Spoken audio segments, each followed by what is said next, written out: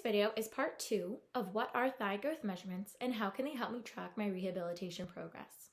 This video includes a step-by-step guide on how to complete the measurement. All you're going to need is adhesive tape, a tape measure, and a flat surface. First, lay down on a flat surface and ensure the measurement is taken in the same position every time. Next, measure 5 centimeters and 10 centimeters above the top of the kneecap on both legs and mark the locations with adhesive tape.